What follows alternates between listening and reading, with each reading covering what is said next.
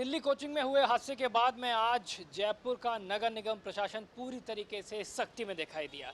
जयपुर की दो जो कोचिंग इंस्टीट्यूट्स हैं उनको आज सीज कर दिया गया है। दरअसल गोपालपुरा जो कि अपने आप में कोचिंग हब है, वहाँ पे जयपुर की मेयर सौम्या गुर्जर अचानक पूरे अपने प्रशासनिक अमले के साथ में पहुंची और फिर तमाम खामियां एक एक करके सामने निकल के। इस समय हम गुरु कृपा जो कोचिंग इंस्टीट्यूट है वहां पर मौजूद है, जहां पे फायर की एनओसी नहीं थी, बिल्डिंग निर्माण की जो अनुमति थी उसके जो कागजात थे वो ठीक तरीके से नहीं थे। उसके बाद में जयपुर मेयर के डायरेक्शन पे इस इंस्टीट्यूट को सीज कर दिया गया है। यानी कि अब अग्रिम आदेशों तक, जब तक कि फायर एनओसी नहीं ले जाती, तमाम कागजात हैं वो प्रस्तुत नहीं कर दिए जाते, तब तक ये जो इंस्टीट्यूट है ये पूरी तरीके से सीज रहेगा।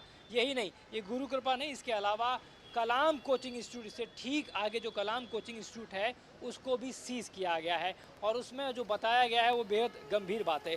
ये उसका लेटर मैं अपने मोबाइल में दिखा रहा हूँ, जिसमें बताया गया है कि कैसे लगभग 500 से ज़्यादा छात्र छात्राएं एक ही हॉल में जिनको अध्ययन करते हुए बिठाया गया, जो कि उनकी क्षमता से अधिक थे।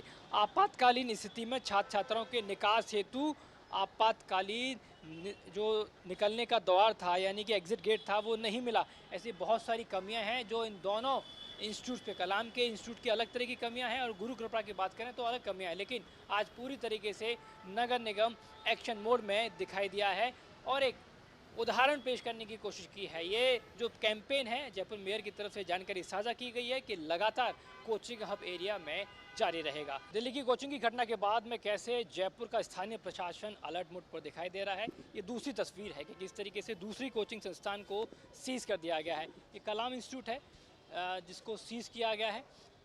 जयपुर की जो मेयर थी वो यहाँ मौजूद थी, राजस्व विभाग यहाँ मौजूद रहा, मानसरोवर जोन के जो उपायुक्त थे वो यहाँ मौजूद रहे और उपायुक्त अग्नि शमन नगर यानी कि फायर सेफ्टी डिपार्टमेंट है, ये तमाम जो डिपार्टमेंट थे वो यहाँ पर मौजूद थे। अब आप ये देखिए कि ये जो शिकायत है कलाम इंस्टीट्यूट की, जो कि गोपालपुरा में स्थित है, ये कितनी गंभीर बात है कि लगभग 800 छात्र छात्राएं एक ही हॉल में अध्ययन करते हुए पाए गए, जो कि हॉल की क्षमता से अधिक थे। ये एक तरीके से कहते हैं ना कि जो पशुओं को बाड़े में भर दिया जाता है, ठीक उसी तरीके से एक हॉल और उसके अंदर 800 से ज़्यादा छात्र छात्राएं एक ही हॉल में इसके अंदर मौजूद थे।